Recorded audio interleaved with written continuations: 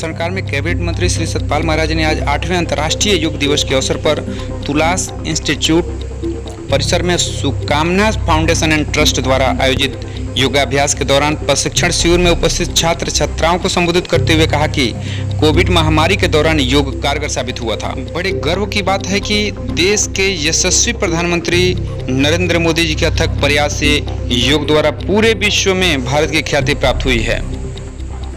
दृष्टि से, spiritual angle से योग का मतलब होता है कि अपने आप को परमात्मा से यूनाइट करना। और महर्षि पतंजलि ने कहा, योग की परिभाषा दी है, चित्त वृत्ति निरोधश्च योगा।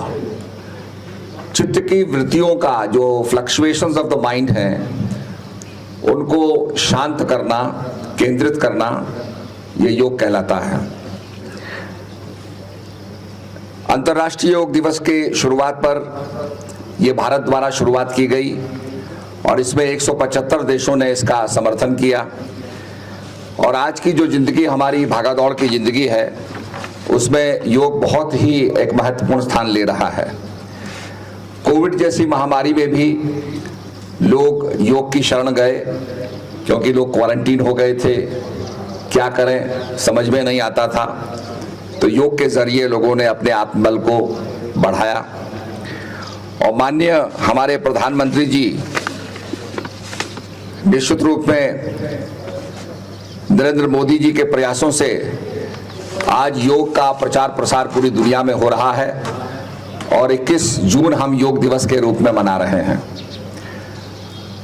अनेक देश इसका समर्थन कर रहे हैं, 175 देशों ने समर्थन किया। और आज योग शब्द जो है आज इंग्लिश डिक्शनरी में स्थान पा गया है। इस बार योग की जो थीम है वो योगा फॉर ह्यूमैनिटी है, मानवता के लिए योग। तो निश्चित रूप में हम लोग इस योग को करके सफल हों और अपने अंदर ऐसी प्रेरणा जगाएं, ऐसी भावना जगाएं जिससे मानवता का संचार हो, भाईचारा हमारा आगे बढ़े। निश्चित रूप में जो आदमी की पॉसिबिलिटी है, जो आदमी का पोटेंशियल है, वो पूरा पोटेंशियल हम टैप नहीं कर पाते हैं। ध्यान के जरिए, अपने मन को केंद्रित करने के जरिए आदमी अपने पोटेंशियल को टैप करता है।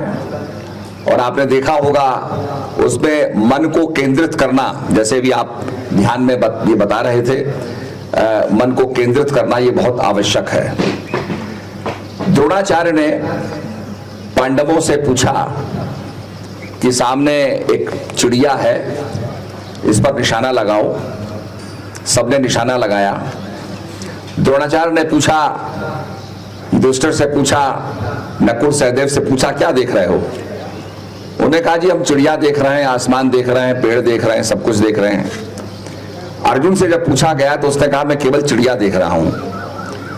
फिर कहा, चिड़िया की आंख देखो। जब अर्जुन ने आंख पर निशाना लगाया तो द्रोणाचार्य ने पूछा, बेटा आप क्या देख रहे हो? तो अर्जुन ने कहा, केवल मात्र आंख देख रहा हूं। मैं अब चिड़िया के आकार को भी नहीं देख रहा, मैं केवल आंख को देख रहा हूं। और जब द्रोणाचार्य ने कहा तीर छोड़ो, तो तीर जाके चिड़िया की आंख पर लगता है। ऐसे ही अपने मन को केंद्रित करना, फोकस करना।